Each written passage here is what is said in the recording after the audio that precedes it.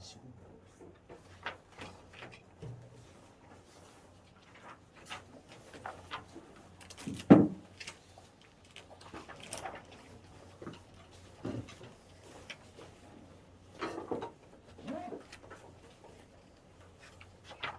혹시 요거 여기 학원 다니시면서 뭐 영상 전송 받은 적 있으신가요?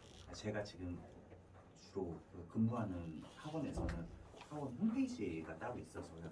거기다가 자동으로 업로드가 되거든요. 기계가 있어서 버튼 누르면 바로 녹화되고 학원 홈페이지로 그냥 바로 자동 업데이트가 돼가지고 제가 이런 걸 해본 적이 없어가지고 혹시 학원 다니시면서 다른 선생님한테 영상을 전송 받은 적이 있는지 뭘로 어떻게 요거 전송 받았어요? 그 학원에서 유튜브 링크 좀 요거 유튜브에 올린 다음에 그 유튜브 이제 링크를 학원에서 보내주는 거예요? 그렇게 하는 거예요? 일단은 제가 조금 당혹스러운 게 생각보다 지금 영어를 조금 쉬고 계신 분들이 많이 있는 것 같아가지고 이 강좌가 그 우리 간담회를 준비하면서 저랑 원장님의 뭐 이렇게 좀 여러 이야기를 하다가 결론적으로 그 혹시 임해부 시험 특징에 대해서 들어본 적이 있는지는 모르겠는데 간략하게만 조금 정리를 하고 본격적으로 시작을 할게요. 그거 프린트 안 보셔도 되면 칠판만 보시면 돼요. 시험 이럴 줄 알았으면 그거 설명의 자료를 좀 가지고 올 걸 그랬네. 시험 범위는 적어요. 적다. 근데 이게 임해부 가장 큰 특징 중에 하나가 지문이 변형이 돼요. 그러니까 뭐냐면 예를 들어서 그냥 뭐 어떤 느낌인가 하면은 원숭이를 가지고 실험을 했는데 한 마리의 원숭이에게는 딸기를 주고 한 마리의 원숭이에게는 뭐 키위를 줬는데 뭐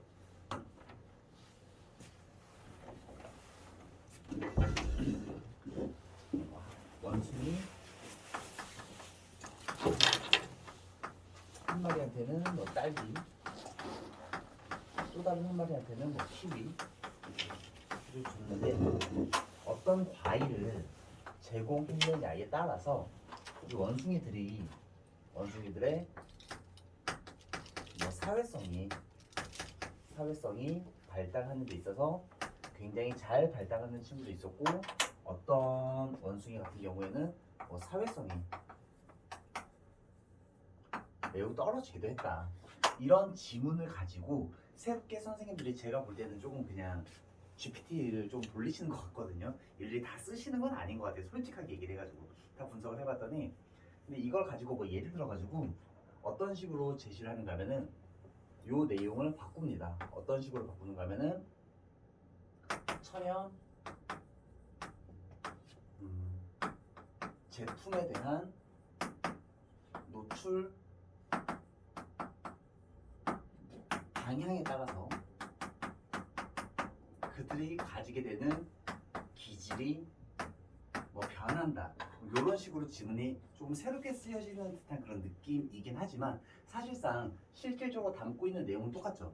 근데 이게 이제 아이들이 가장 많이 걱정하는 지금 여러분들 학년 보편적으로 이제 1학년 입학하는 아이들이 가장 많이 걱정하는 것 중에 하나가 이 지문 변형인데 실질적으로 제가 설명에 애선을 말씀을 드렸던 게 요거 사실은 막상 내신 대비를 해보면은 시험 범위가 적어서 보통 지문의 개수가 15개에서 많으면 한 22개 정도가 진행이 되거든요. 근데 제가 지금 내신을 진행을 해왔던 그 학교들 중에서 지문의 개수가 가장 많은 학교는 80개가 조금 넘어가요.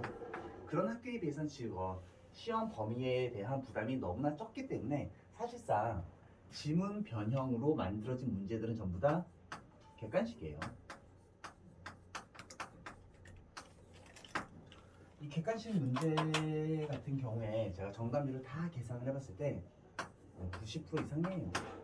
그러니까 결론적으로 말씀을 드리자면 우리가 1등급으로 가는 데 있어서 평균적으로 임해고의 1등급 컷은 약 90점에서 약 92점 정도가 1등급 컷인데 제가 원래는 오늘 개강을 하면서 이런 내용들을 전혀 언급을 하지 않고 그냥 바로 수업을 진행을 하려고 했는데 이 내용을 말하는 이유는 뭐냐면 지금 학원을 다니고 있지 않다면 이메고 시험 자체에 대한 특징을 그 누구로부터 들은 적이 없을까봐 그래도 어느 정도는 알고 진행을 해야 되거든요. 그래서 그냥 급하게 자리 없이 그냥 조금 설명드리는 거 조금 이해를 해주시고요.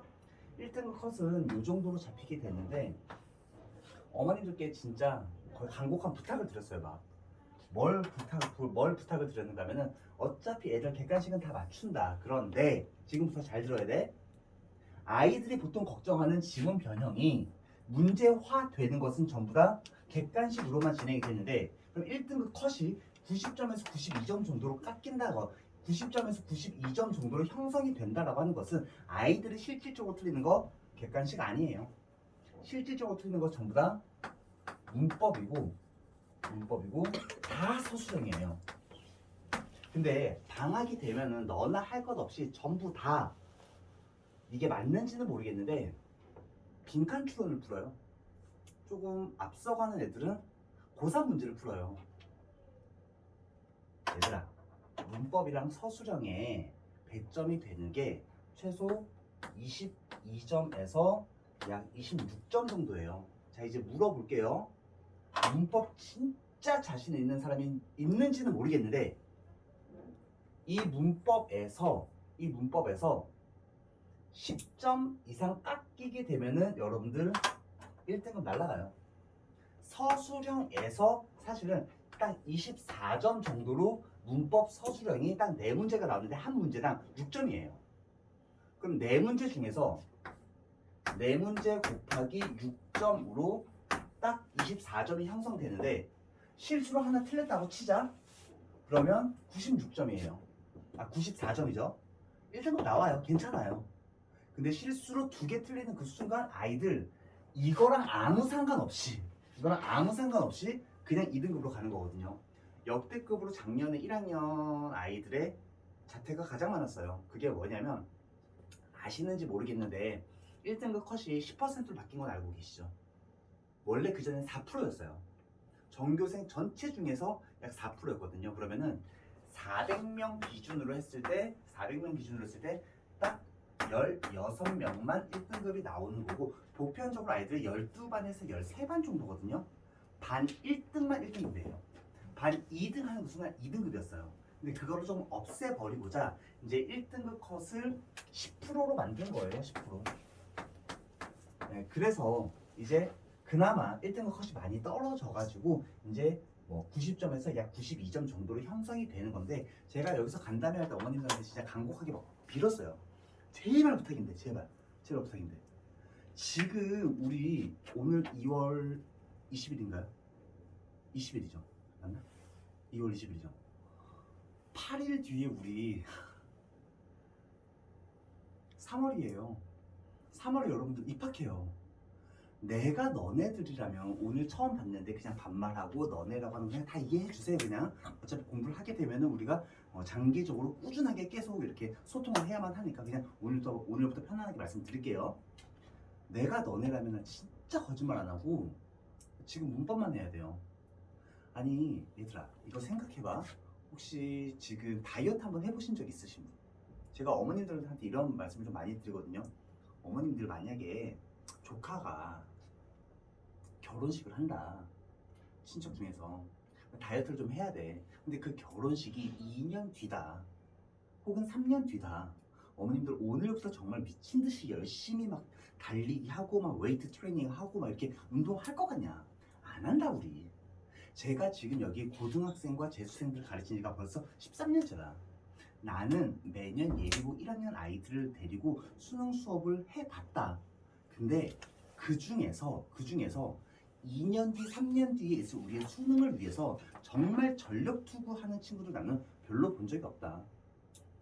인간은 비슷하다. 어머님들도 2년 뒤에, 3년 뒤에 결혼식이 있거나 혹은 바디 프로필이 있으면 앞으로 남은 2년, 3년 동안 2년, 3년이 남아있기 때문에 오늘 하루는 조금 쉬었다 가거나 혹은 내일부터 열심히 하려고 하는 게 일반적인 우리의 인간의 습성이지 2년 3년을 남겨놓고 우리 열심히 안 달린다 솔직하게 얘기를 해서. 그래서 제가 증거 자료도 막 보여드리거든요.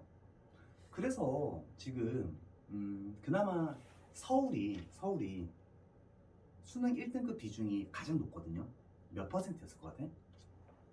친구는? 서울 지역, 서울 통틀어서 다 합쳐서 서울 지역의 전 학생들은 몇 퍼센트가 1등급을 받았을까 수능? 되게 근접했네. 보통 이제 어머님들한테 여쭈어보면 당연히 어머님들은 이제 입시에 대해서 잘 모르시니까, 저는 현장에 있는 사람이니까 제가 더 잘 알 거 아니야.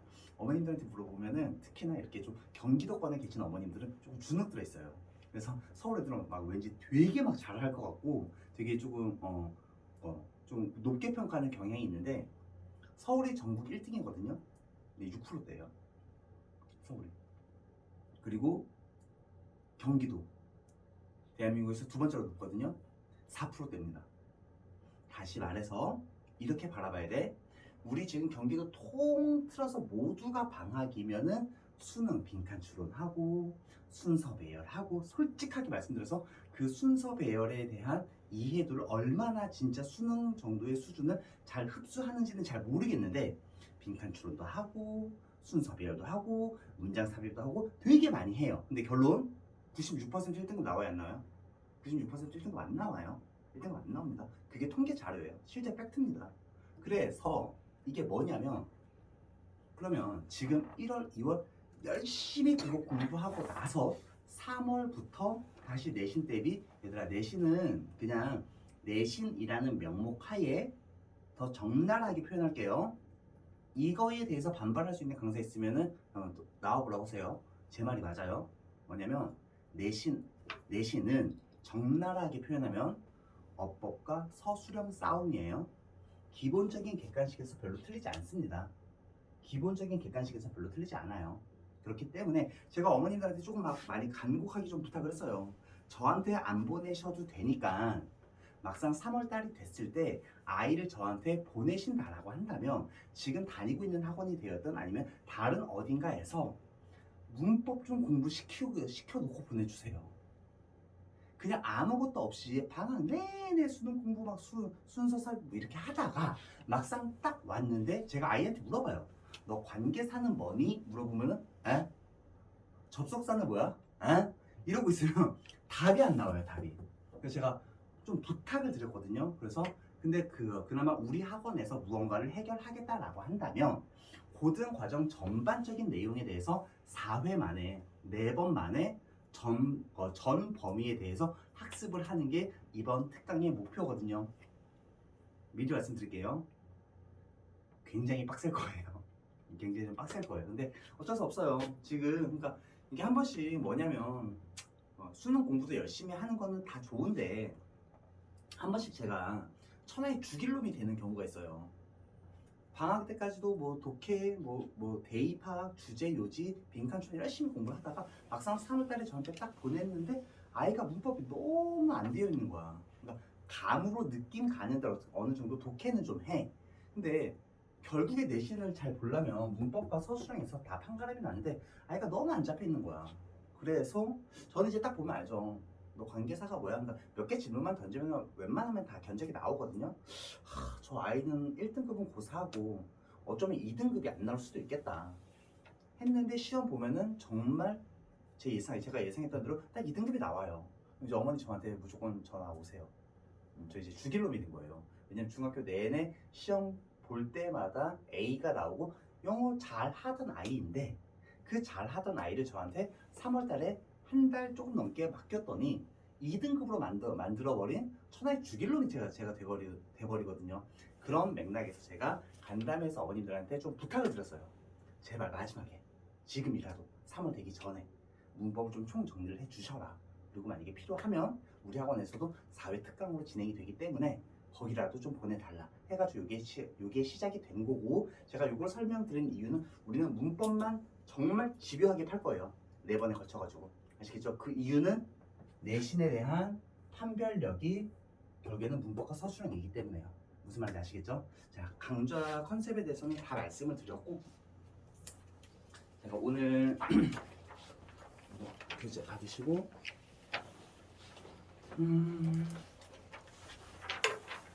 자, 여러분들 교재 페이지로는 먼저 23페이지를 좀 먼저 펴주세요. 23페이지.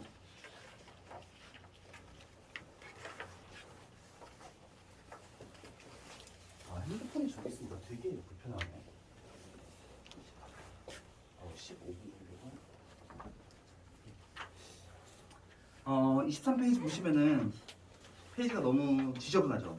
거기다가 필기를 하지 마시고 원래 여기다가 정리를 하려고 했는데 여기다가 정리하면 조금 너무 눈에 가시적으로 잘 안 보일 것 같아가지고 지금 제가 칠판에다가 정리하는 내용을 25페이지 여기다가 그냥 제가 적는 대로 따라오시기만 하시면 돼요.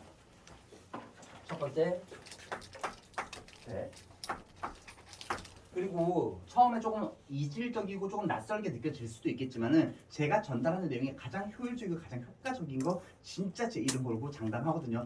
요 워딩대로만 한번 따라가 보세요. 오늘 한번 아시겠죠? 자, 뭐냐면 대시라는 녀석이 먼저 명사적 용법을 가지고 있고요. 그리고 난 다음에 자, 명사적 용법일 때 후술 문장 구조는 완전합니다. 무조건 완전해요. 이거 그냥 그대로 따라오세요. 자, 이게 1번이고 이제 두 번째로 요 녀석은 형용 사적 용법도 존재합니다. 근데 형용사적 용법일 때는 후술 문장 구조가 불완전하고 요거 하나 별표 박아주세요.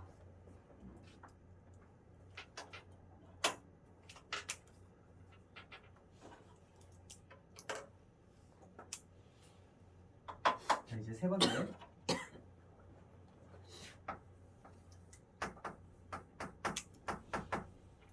부사적 용법이라고 하는 것 또한 당연히 존재하는데 요 녀석은 부사적 용법으로 사용이 될 때는 얘는 뒤에 이어지는 문장 구조가 완전합니다.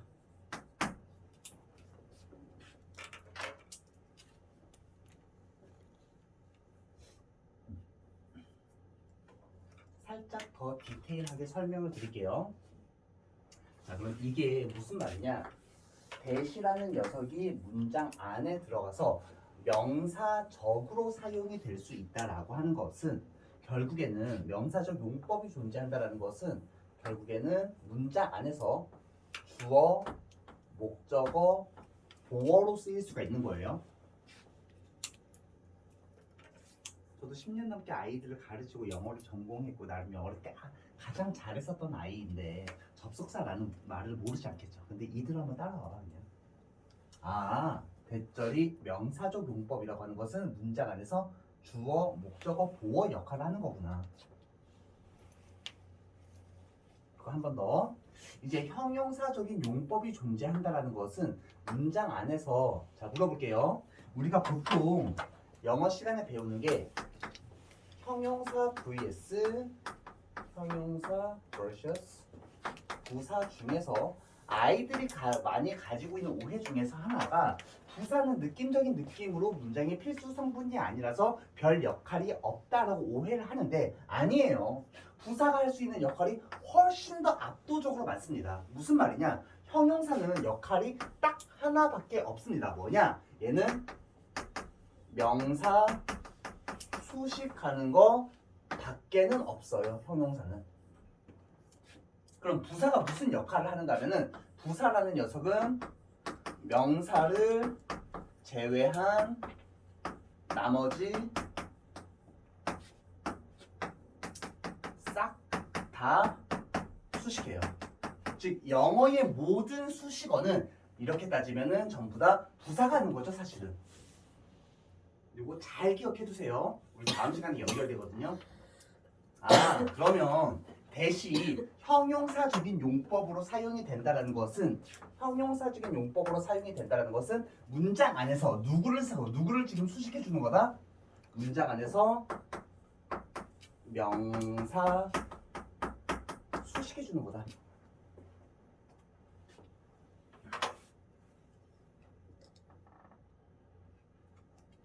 우리 올해 1학년 시험에서 혹은 뭐 2학년, 1, 2학년 시험 통틀어서 대시 한 문제라도 나올까 안 나올까? 제 이름 다 걸 수 있어요. 나와요. 무조건 나와요. 그러니까 나오는데 아이들 매번 틀리는 거는 암기를 안 해서 그래요. 우리 오늘 여기서 꼭 암기하고 넘어갈 겁니다. 무조건 나와요 이거. 자, 이에 반해서 이제 우리가 함께 정리하려고 하는 거는 이제 what이에요. 얘 쉬워요. 얘 되게 쉽습니다. 얘는 꼭 이 워딩을 그대로 적어주세요. 오직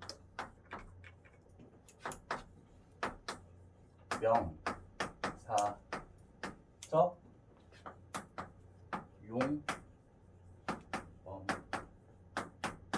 있어요. 오직 명사적 용법만 있습니다. 얘는 그 말인 즉슨 문장 안에서 어떤 역할을 수행한다? 주어, 목적어, 보어의 역할을 수행한다.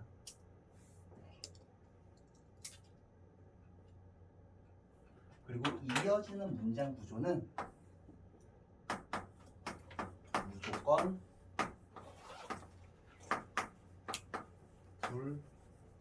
불완전.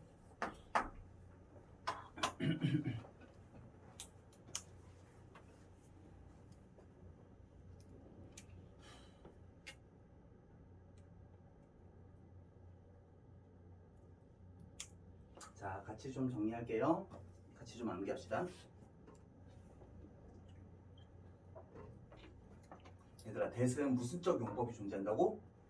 명사적, 형용사적, 부사적 용법 다 있어요. 그냥 손쉽게 명사, 형용사, 부사적으로 다 쓰이는 거예요. 다 쓰이는 겁니다. 다 쓰이는데 조금 헷갈리지만 헷갈리지 않을 수도 있어. 뭐냐면 봐봐. 명사적 용법일 때는 이어지는 문장 구조가 완전하고 형용사적 용법일 때는 이어지는 문장 구조가 불완전하고 부사적 용법일 때는 이어지는 문장 구조가 완전한데 이렇게 왔다리 갔다리 할 때는 오히려 딱 한 개인 것만 딱 잡아 그냥. 지금 완전하고 불완전하고 완전하죠. 그러면 어떤 경우에만 불완전해? 형용사적 용법일 때만 지금 불완전하죠. 아, 그러면 속성을 이렇게 잡으라고. 대시라는 녀석은 온갖 용법으로 다 사용이 되는데 보편적으로 완전한 절을 가지고 아니면 불완전한 절을 가지고 보편적으로는 다 완전한데 언제만 불완전하다? 형용사적 용법일 때만 불완전해요. 이렇게 암기하세요. 즉, 정리합니다. 용법 다 쓰여 보편적으로 다 완전해. 언제만 불완전해? 형용사적 용법일 때만 불완전해요. 이해됐어요?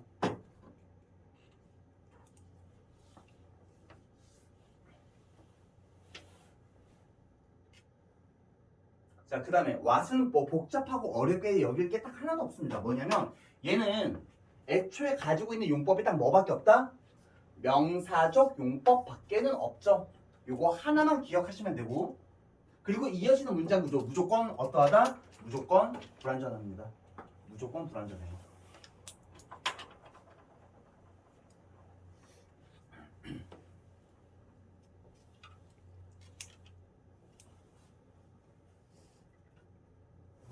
여기서 하나만 더 추가할게요. 이제 위치.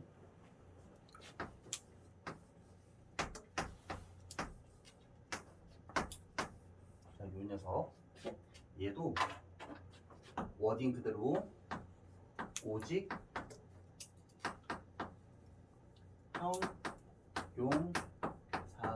형용사적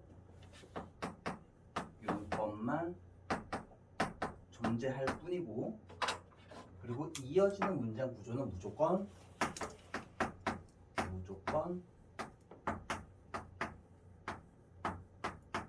불완전이죠. 무조건 불완전.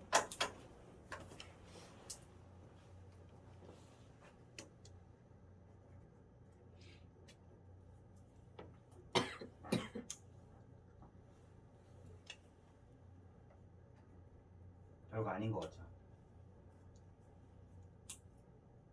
근데 기가 막히게 문제 다 풀리는 거 보여드릴게요. 이제 갑시다. 이거 외우세요 빨리. 자 먼저 쉬운 거부터 갑시다. 쉬운 거 24페이지요.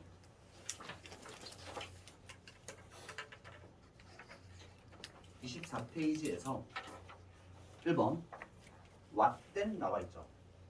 자 일단 적습니다. 거기가 noticed에다가 동사 표시해 주시고요. have noticed. 얘들아 동사 뒤에서 지금 무슨 자리야? 목적어 자리죠. 자 그러면 가봅시다. 설마 이 정도가 안 되는 친구는 없겠죠? 목적어 자리라고 하는 것은 명사적 쓰임의 자리인 거잖아. 이해됐어요? 그래서 거기 쓰임에다가 명사적 쓰임이라고 적어주시고 거기 쓰임에다가 명사적 쓰임이라고 적어주시고 앞에 볼까? 처음에만 천천히 갈 거예요. that 명사적 쓰임 있죠? what 명사적 쓰임 있죠? 자 그러면 뒤에 이어지는 문장 구조 바라볼게요. 후술 문장 구조가 mom's hair 주어 잡아주시고 is turning 동사 잡아주시고 gray에다가 보어 잡아주시면 후술 문장 구조 완전해요 불완전해요? 완전하죠. 그러면 정답은 뭐? that 골라주시면 되죠. 됐나요? 자 그 다음에 우리 2번 문제에서 to에다가 동그라미 한 번만 잡아주시고 to 얘들아 설마 요 거기에 있는 그 to는 투부 정사는 아니겠죠? 투부 정사는 to 다음에 동사 원형 오는 거잖아. 뒤에서 대시냐 와시냐를 물어보고 있으면 우리가 보통 이런 to는 전치사라고 부르죠. 전치사 뒤에는 어떤 품사가 이어지는 게 원칙이야? 전치사 뒤에는 명사가 오는 게 원칙인 거고 앞에 보자. 그러면 요 to 뒤에서 명사가 오는 게 원칙인데 그 자리에 대절이나 왓절이 왔다라고 하는 것은 요 that과 what이라는 녀석이 지금 무슨 적 쓰임의 자리야? 명사적 쓰임의 자리겠다. 여기까지 이해할 수 있겠어요? 자 그럼 똑같은 원리로서 that 뒤에 만약에 that이 정답이라고 한다면 뒤에 이어지는 문장 구조는 완전해야 돼 불완전해야 돼? that은 명사적 쓰임일 때 완전해야만 해요.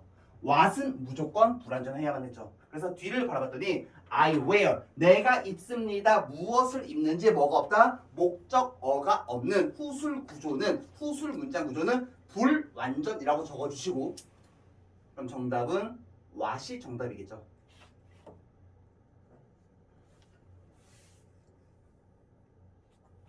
여기까지 됐어요. 자 그 다음에 3번 문제에서 3번 문제 시간 관계상 제가 빨리 잡아 드릴게요. is에다가 밑줄 치시고 동사 잡아 주시고요. 자 동사 앞자리니까 무슨 적 용법의 자리야? 명사적 쓰임이죠. 뭘로 쓰였다? 주어로 쓰인 거죠.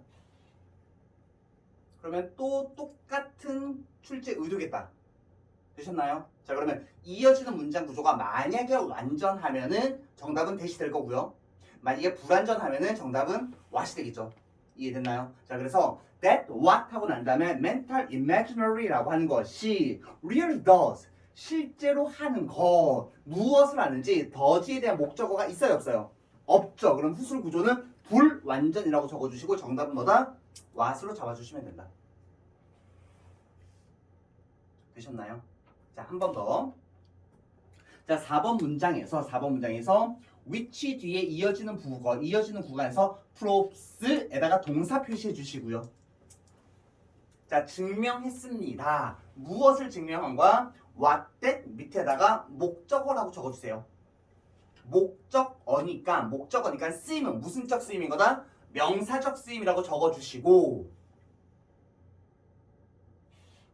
우리 되게 얘들아 봐봐 이제 봐봐 너네 맨날 헷갈리잖아. 선생님이 가르칠 때는 앞에서는 얘들아 여기서 관계 대명사니까 뒤에 이어지는 문장 구조가 불완전해. 근데 어떨 때는 접속사이기 때문에 뒤에서 뭐 명사적으로 쓰이거나 뭐 부사적으로 사용이 되었을 때 완전한 문장 구조를 가져. 이게 매번 그냥 명확한 경계 없이 왔다 갔다 하니까 헷갈리는 거거든. 근데 지금 봐봐 우리가 일부러 지금 반복적으로 똑같은 것만 지금 반복하고 있는 거거든요. 우리 뭐의 쓰임만 지금 집중적으로 보고 있는 거야? 대세 명사적 쓰임이에요. 됐어요. 머리다 각인시키세요. 이거 시험에 안 나오면 있으면 장을 찢어요. 명사적 쓰임이 다시 말해서 문장 안에서 주어, 목적어, 보어로 쓰이는 거다. 그때 무조건 어떠하다? 완전하다. 이거 지금 각인시키고 있는 거야. 됐어. 그 다음에 what은 오직 무슨적 용법밖에 없다? 명사적 용법밖에 없고 뒤에 이어지는 문장 구조 무조건 불완전하다. 이런 식으로 100문제만 풀어볼래? 안 틀려. 너네 1년 내내 안 틀리고 2년 내내 안 틀리고 3년 내내 안 틀려요. 이 한 번의 경험이 없기 때문에 그런 거예요. 무슨 말인지 아시겠죠? 자, 계속해서 들어가 볼게요. 자, 프롭스 바로 뒤에서 이제 프롭스에 대한 목적어 자리죠. 또 다시 한 번 더 무슨적 쓰임의 자리야? 명사적 쓰임의 자리고 그 뒤에서 이제 이어지는 후술 구조는 뱀파이어들이 can't exist 존재할 수 없다라는 의미로서 완전한 문장 구조가 이어지고 있습니다. 그럼 이제 머릿속 칠판 보지 말고 머릿속으로만 끄집어내봐. 지금 뒤에 이어지는 문장 구조가 완전하니까 정답은 뭐다? 네, 1초 컷소리즈 나와야죠. 반드시 기억해야지. 앞에 보자 이제. what은 무조건 명사적이고 무조건 불완전이니까. 그러면 이 정도 했으면 이제 전부 다 따라올 수 있을 거예요. 됐죠? 자, 그 다음에 그러니까 영어는 다 잘 할 수 있어요. 잘 봐봐. 이제 5번 문제 같은 경우에는 이제 땡큐예요. 뭐냐면 봐봐. 마찬가지로 지금 5번에서도 잘 봐봐. 이제 칠판만 보세요. 제가 질문할 줄 않을게. was 다시 말해서 동사 뒤에서 대시 이어지고 있으면 얘는 보어 자리인데 잘 들어. 보어 자리의 what과 that 또한 명사적 쓰임의 자리라고 정리하고 들어가시면 돼요. 이해됐어요? 자, 그러면 봐봐. 얘가 만약에 올바르게 쓰였다라고 한다면 저쪽 칠판 컨닝하지 마. 이쪽만 봐. 얘가 올바르게 쓰였다라고 한다면 that 뒤에 이어지는 문장 구조 완전해 불완전해? 완전해야만 해. 근데 봐봐. 보세요. 딱 보는 그 순간 scared 무슨 품사가 뭐야? 동사죠. 무섭게 하다. 겁주다. 동사가 등장하는 그 순간 이어지는 문장 구조 완전해 불완전해? 불완전하죠. 그러면 누구 틀렸다? 얘 탈락이야. 그러면 똑같이 명사적 쓰임이면서 앞에 봐. 똑같이 명사적 쓰임이면서 동사가 튀어나왔다. 완전해 불완전해? 불완전하니까 누구로 바꿔줘야 돼? what으로 바꿔줘야 돼. 됐어요? 요거 그냥 고백할게요. 제가 여러분들 혹시 천일문 교재 아세요? 천일문 교재 요즘에도 잘 모르더라. 혹시 천일문 교재 아시는 분? 그걸로 공부해봤죠. 제가 맨 처음에 강사를 시작할 때 대한민국 영어 강사 전국 1타 강사가 김기훈 선생님이었거든요. 그냥 사족이니까 뭐 집중하실 필요는 없는데 제가 그때 그 김기훈 선생님을 쫓아갔어요. 그래서 그냥 대뜸 쫓아가가지고 나는 선생님을 꺾을 거다. 선생님이 지금 대한민국 1타인데 곧 이제 1타가 내가 될 거다. 근데 내가 문제 만들고 교재 만드는 걸 잘 모른다. 그래서 내가 여기 천일문을 만든 회사에 천일문은 그 1타 강사님이 만드신 회사예요. 그분이 만드셨거든요. 그래서 이제 천일문을 가지고 1타가 되신 건데 내가 대한민국에서 영어 교재를 가장 잘 만드는 이 회사에 와서 내가 교재 만드는 걸 좀 배워야겠다. 그래서 거기서 취업이 됐어요, 실제로. 그래서 강사를 하기 전에 그 연구실에서 대한민국에서 출제되는 모든 내신 기출 문제를 다 수거를 해가지고 이제 빈도수를 정확하게 내서 어떤 지역에서 어떤 문제가 어떻게 출제가 되는지를 다 연구를 하고 여기 있는 문제는 제가 일부러 이거 설명을 편하게 하기 위해서 만들어낸 게 아니고 그 연구실에서 만들어진 어법끝이라는 교재에 실제로 담겨져 있는 문제를 조작하지 않고 순서 그대로 가지고 온 거예요. 이 연습 문제는요. 내가 설명하기 위해서 조작한 거 아니에요. 아시겠죠? 자, 이 정도로 정리를 하시면 되고 그 다음에 이제 한번 가볼게요. 1번 문제 케이스 2에서 I found a table 내가 테이블 하나를 발견했습니다. what that 밑에다가 적어주세요. 거기 쓰임에다가 적어보자. 쓰임에다가. 거기서 what과 that의 역할이 뭘까? 무슨 쓰임일까? 형용사적 쓰임이라고 적으세요. 앞에 볼까? 예, 돼, 안 돼? 끝. 정답은 that이요. 다시 한 번 더 말씀드리지만 제가 조작한 문제 아니에요. 실제 그 교재에 있는 겁니다. 2번 문제 들어가 볼게요. This is the book. 이것이 바로 그 책이에요. 어떠한 책이다? That what으로서 지금 뭐를 수식하고 있어? the book을 수식하고 있죠. 이해됐어요? 즉 명사인 the book을 수식하고 있기 때문에 쓰임 자리에다가 한 번 더 적습니다. 뭐라고 적어? 형용사적 쓰임이라고 적어주시면 되고 어떤 책이야? You recommended yesterday. 당신이 어저께 추천했었던 바로 그 책인 거죠. 자, 그러면 쓰임 자리에다가 형용사적 쓰임이라고 적는 그 순간 앞에 볼까? 얘는 이거밖에 없습니다. 정답은 that이요. 이해됐어요?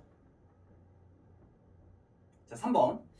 Your identity. 당신의 정체성이라고 하는 것은 is 뒤에서 what that 밑에다가 적어볼까? 아까 전에 정리했었죠. 동사, 비동사 뒤에서도 what that 물어본다면 무슨적 용법으로 잡는다? 명사적 용법으로 잡는다. 아, 그러면 이제 우리의 경로가 명확해지는 거야. 이 케이스랑 요 케이스랑 뭐를 비교하면 돼? 요거랑 이제 비교하면 되겠다. 이해되시겠어요? 자, 그래서 what that 둘 다 가능한데 무엇인가 하면요 you에다가 주어 잡아주시고 have shaped에다가 동사 잡아주시고요. 당신이 형성하다라는 뜻이죠. for life 평생에 걸쳐서 당신이 형성한 것이죠. 그러면 shaped에 대한 동사 있어요 없어요? 없죠. 그러면 후술 구조에다가 스스로 적습니다. 불완전이라고 적고 이제는 껌으로 잡아야지. 불완전한데 that은 안 될 거고 정답은 오케이 마시겠다.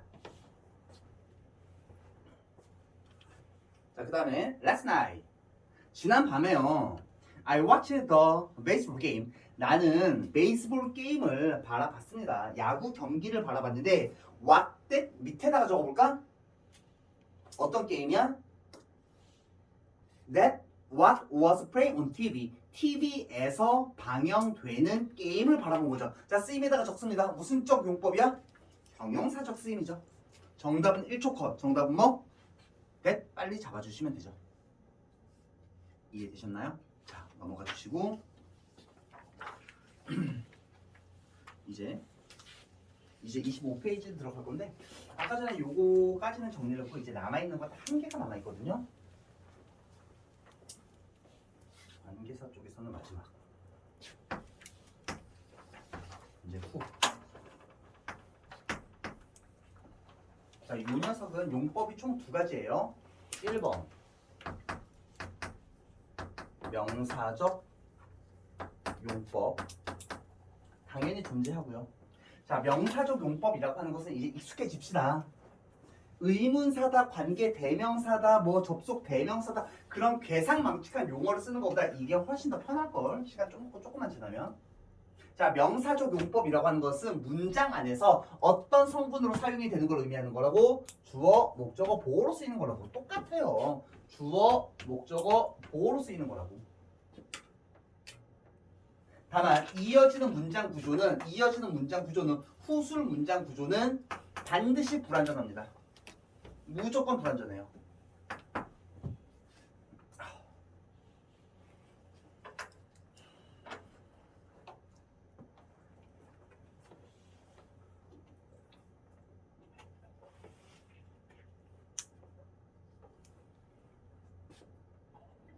그 다음에 하나 더. 얘는 한 가지 용법만 더 정리를 하면 돼요. 얘는 이제 어떤 용법이 존재하는가 하면은 사실 너네도 모르지도 않아. 우리가 그동안 영어에다가 쓴 사교육비가 얼마고 학교에서 배운 수업이 몇 시간인데. 얘들아, 후라는 녀석 앞에 있는 선행사라는 말도 사실 불필요한 문법 용어이긴 하지만 앞에 있는 명사를 수식할 수 있니 없니? 있죠. 그럼 무슨 적 용법이겠다? 형용사적 쓰임 내지는 용법이겠다. 자, 물어볼게요. 자, 우리가 생각하는 것보다 잘 봐봐.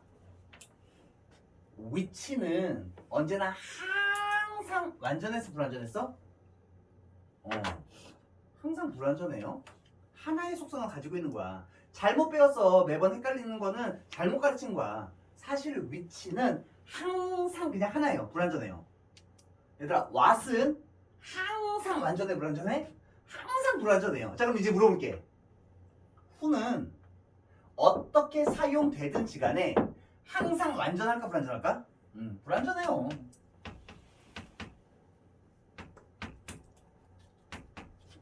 복잡하고 이상하게 배울 필요가 없어. 이게 원래 본질적인 속성이야. 아, 지금 생각해 보니까 그러면 뭐만? 얘만 좀 되게 유별난 거였어. 얘도 일관성이 있는 거야 원래는. 언제만? 딱 이때만 한 번만. 이해됐어요? 이렇게 정리하면 돼요. 자, 요렇게 정리하고 옆 문제 또 같이 한번 풀어볼게요. 잘 봐봐. 이제 25페이지에서 2018년도 윈터 올림픽이 were held 개최되었습니다. 어디에서? 평창에서 개최가 되었어요. 되셨나요?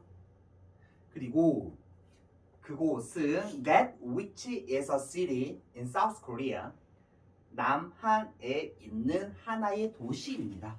자, 그러면 that which 자리에다가 요거만 한번 적어보세요. 무슨 쪽 용법의 자리야? 무슨 쪽 용법의 자리지? 형용사적 용법의 자리죠 지금. 형용사적 용법이라고 적어주시고 이제 한 가지 내용 추가할게요. 저는 요거 지우고 이제 필기를 다시 할 건데 여러분들은 옆으로 계속 연장시키세요. 옆으로.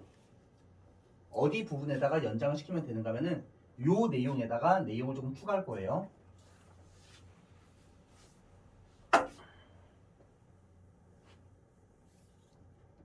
자, 요거 오해하지 맙시다.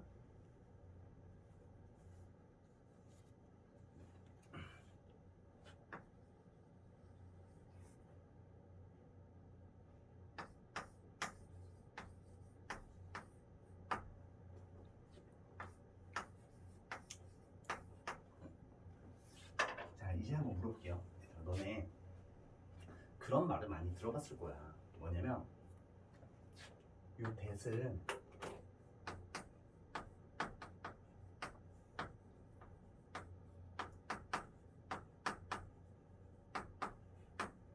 요런 말 들어봤지?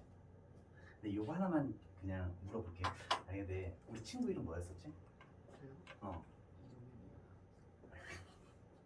아니, 왜 그래? 아예 다른 게 아니라 옛날에 제 그 고등학교 동창이랑 너무 비슷하게 생겨가지고 미안해 딴 소리 해가지고 아니 그 친구 저랑 같이 되게 좋은 대학 갔어요. 되게 좋은 대학 가고 되게 멋지게 취업도 잘하고 멋지게 살아가고 있는데 너무 닮아가지고 진짜 볼 때마다 내가 너무 깜짝깜짝 놀라서 막 그럴 때 있잖아. 누구랑 닮았는데 이거 막 말하기는 조금 민망한데 이게 볼 때마다 계속 막 싱크로가 막 겹쳐가지고 자, 아무튼 자, 요거 하나 물어볼게요. 계속적 용법으로 사용이 될 수 없다라고 하는 것은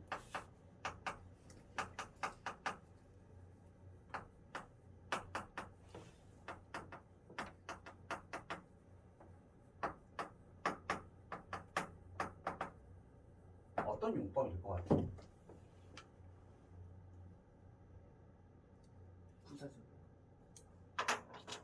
고마워. 첫날인데 이렇게 대답해주는 게 얼마나 고마운데. 근데 부사적은 아니에요. 또 무슨 용법일까? 네, 요거 형용사적 용법이에요. 요거 형용사적 용법이거든요. 이제 내가 하나 필살기 보여줄게. 잘 봐.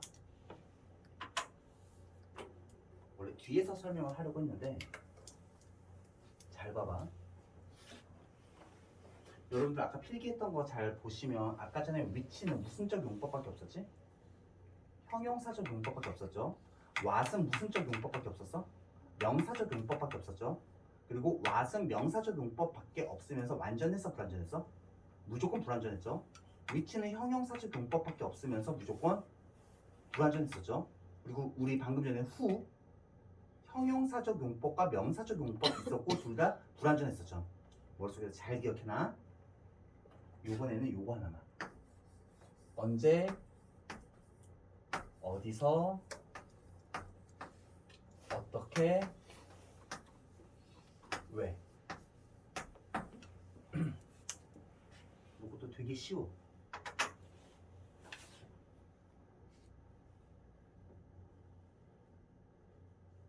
되게 쉬워. 언제 어디서 어떻게 왜. 얘네는 1번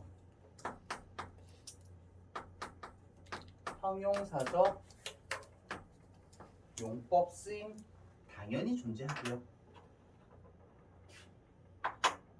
두 번째 명사적 쓰임 당연히 존재하고요. 세 번째 부사적 쓰임 당연히 존재합니다. 자, 우리 똘똘한 친구들 혹시 기억나는 친구가 있다면 우리 얘네를 사실은 학교에서 배울 때 형용사적인 용법일 때 우리가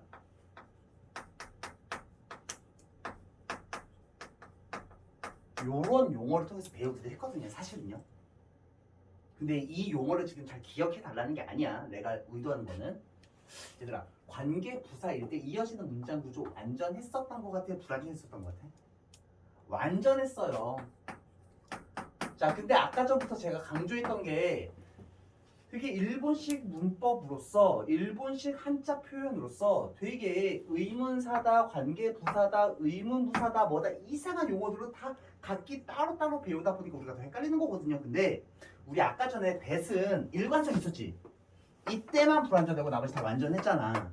what은 무조건 완전해서 불완전해서 무조건 불완전했어요. which는 무조건 완전해서 불완전해서 무조건 불완전했어요. who는 무조건 완전해서 불완전해서 무조건 불완전했어요. 됐어? 가자. 완전해.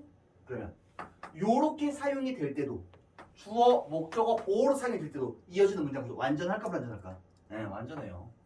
다 똑같다니까. 복잡할 이유가 없어. 자, 부사적으로 들어갈 때도 이어지는 문장 구조 완전할까 불완전할까? 네, 무조건 완전해요. 이렇게 정리하면 얼마나 체계적이고 얼마나 일관성 있는 건데 이게. 이해됐어요?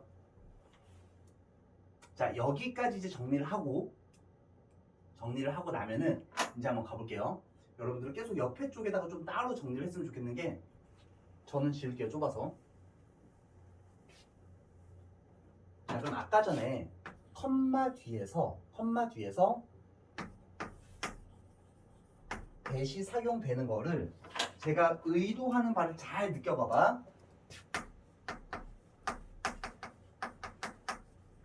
제한적 용법이었고 요거는 결론적으로 제가 아까 전에 무슨 적 쓰임이라고 이야기를 했었죠? 형용사적 쓰임이라고 이야기를 했어요.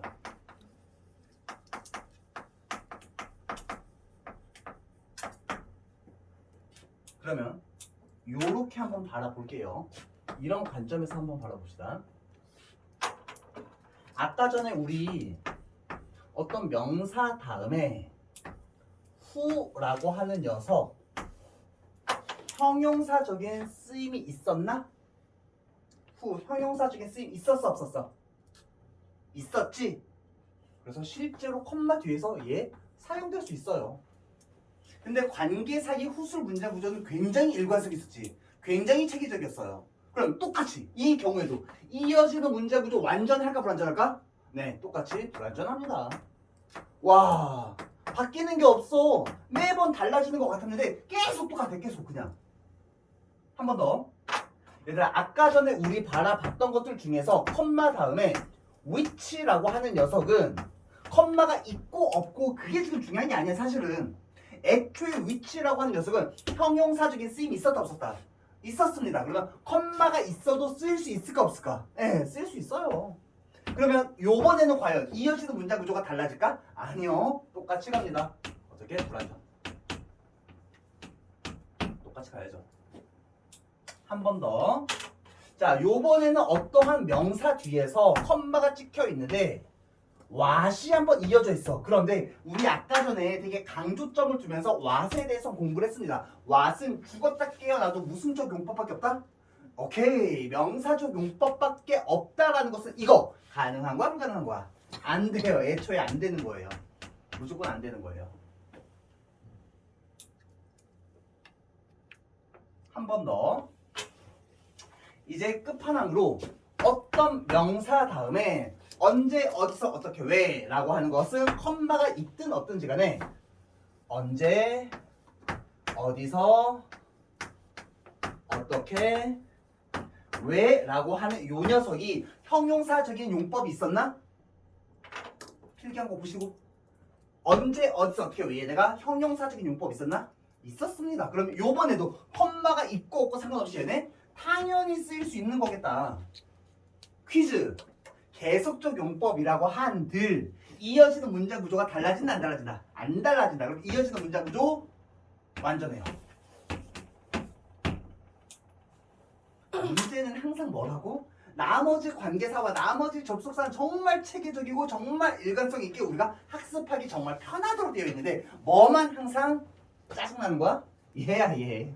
얘만 짜증나는 거야. 자, 하나의 딱 예외인 거야. 누구만 얘만 뭐가 찍혀 있으면 이거 찍히면 안 돼. 얘만 정리하는 거야. 그래야 안 헷갈려. 이렇게 정리해야지. 나머지 다 똑같아. 그냥 형용사적인 용법 원래 있었지? 컴마 있어도 똑같이 그대로 가는 거야. 형용사적인 용법 있었지? 컴마 있어도 똑같이 가는 거야. 형용사적인 용법이 원래 없었지? 아니 그럼 갑자기 컴마 인든다고 이게 안 된다고. 똑같이 가는 거야. 뭐만 조금 이상한 녀석이다? 얘만 이상한 거야. 이렇게 정리하면 관계사 끝. 나랑 내기합시다. 이 문제 풀이법으로 틀리나 안 틀리나? 자 가볼게요. 이제 이 문제 풀이법으로 25번에서 25페이지에서 평창을 수식하고 있는데 컴마 있으니까 누구 탈락? 네? 무조건 탈락이죠. 위치 잡아주시면 되고.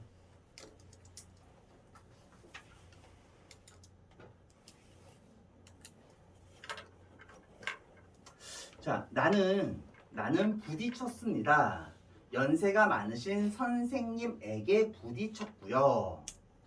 컴마에다가 세모 박아주시고 그 뒤에서 who, that 둘 다 형용사적인 용법이지만 누구만 항상 변칙이다. that만 변칙이다. 정답은 who 잡아주시면 되고요.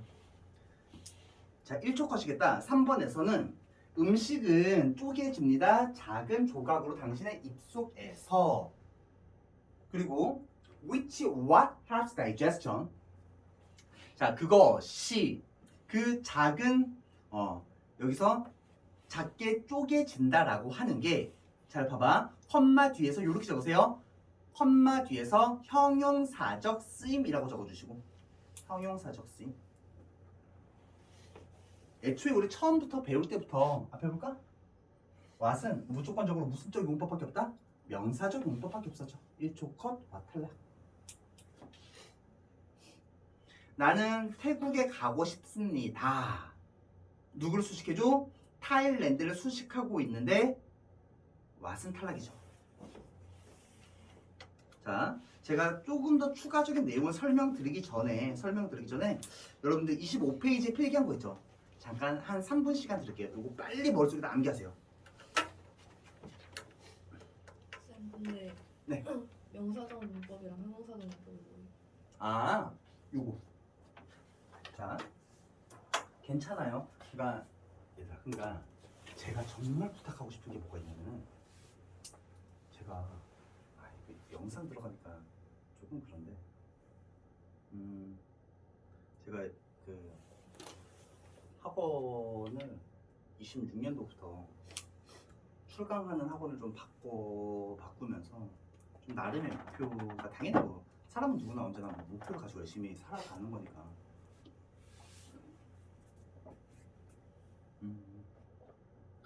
지금 경시현쌤 수업을 듣고 계시는 분들도 있다 보니까 조금 조심스럽긴 하지만 저는 경시현쌤과 말 한마디 나눠보지 않았어요. 아예 얼굴 한 번 뵌 적이 없고 아무런 악감정이 없어요. 근데 제가 얼핏 듣기로는 이 지역에서 가장 훌륭하신 선생님이라고 얘기를 들었어요. 이기고 싶어요. 그래서 그냥 도전 의식이에요. 그래서 야, 네 딸이가 뭘 감히 넘봐 막 이런 표정을 들리긴.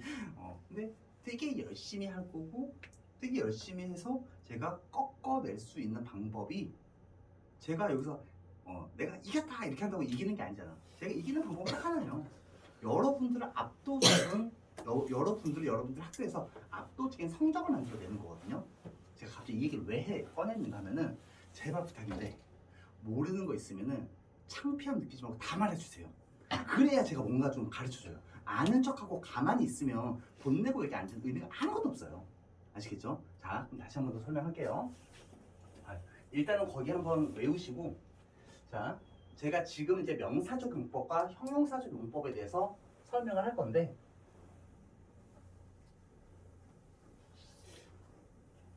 사실 고민했었어. 요거를 품사랑 문장 성분을 조금 설명을 할지 말지를 설명을 하고 시작할지 말지를 조금 되게 고민했었는데 조금 시간을 조금 압축시키려고 설명을 안 했는데 설명할게요.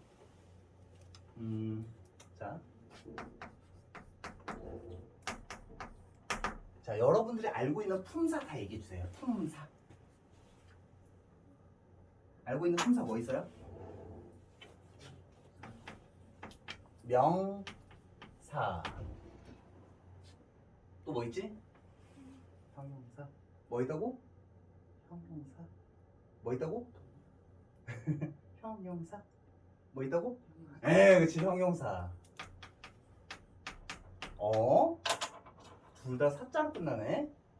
또 무슨 사가 있을까? 오케이, 동사도 있고 부사도 있고 전치사도 있고요. 또 뭐가 있을까? 명사, 형용사, 동사, 부사, 뭐 접속사도 있고 이렇게 있는데 요 정도만 알면 돼요. 뭐 감탄사 그런 거 쓰잘데기 없는 거 다 빼버리세요. 관사 쓰잘데기 없는 거 아예 몰라도 돼요. 요것만 알면 되거든. 근데 잘 봐봐. 예를 들어서 it. 요거는 품사가 뭘까? 얘는 동사예요. 근데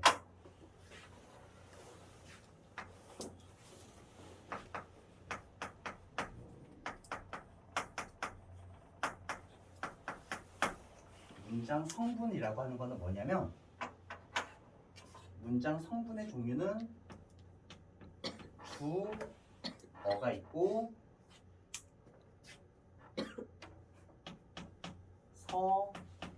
서술어가 있고 목적어가 있고 보어가 있고 수식어가 있어요. 어쩔 수 없어. 이거는 그냥 무조건 알고 있어야 돼. 이거를 딱 잡아놓지 않으면 어떤 문법 내용도 매번 들을 때마다 헷갈려요. 이게. 예를 들어서 혹시 제 이름 아시는 분? 아무도 없지. 어머니가 여기 등록했으니까 가라고 해서 그냥 가신 거죠. 제 이름은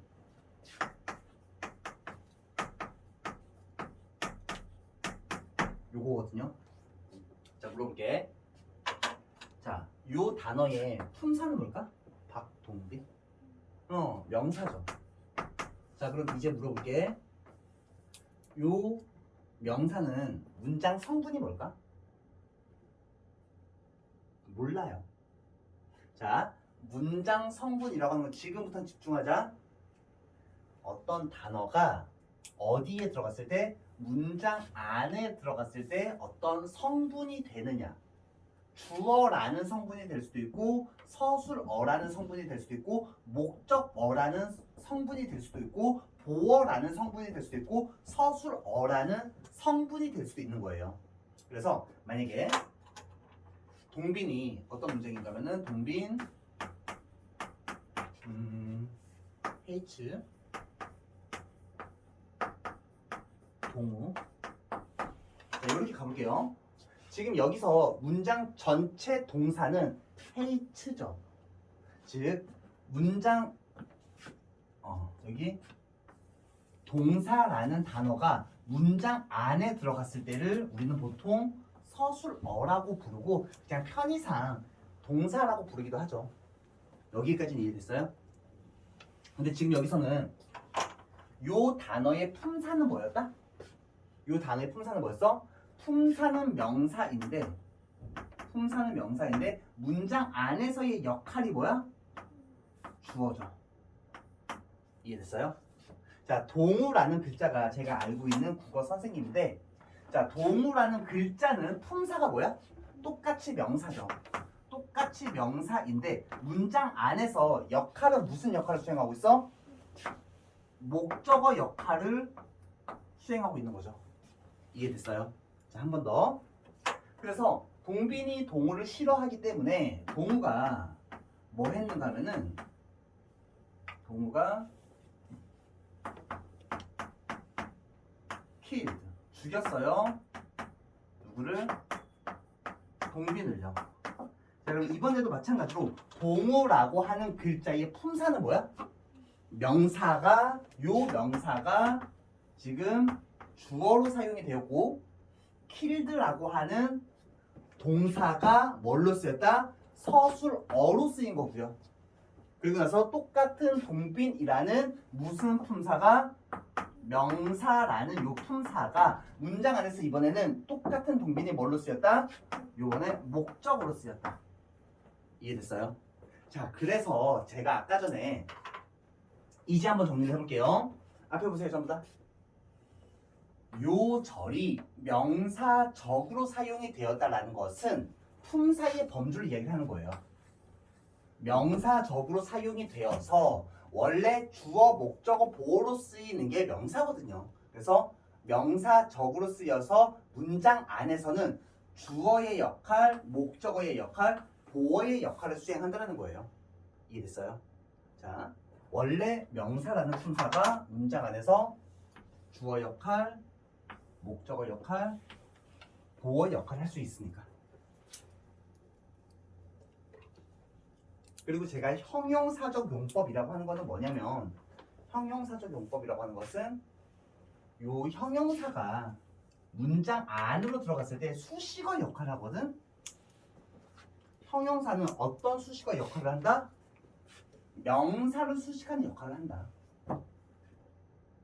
그래서 요 대신 앞에 있는 명사를 수식할 때 저는 이 대를 명사 수식할 때 무슨 쪽 용법이라고 불러? 형용사적 용법이라고 부르는 거예요. 이해됐어요? 슬슬 졸리기 시작하죠. 자, 그러면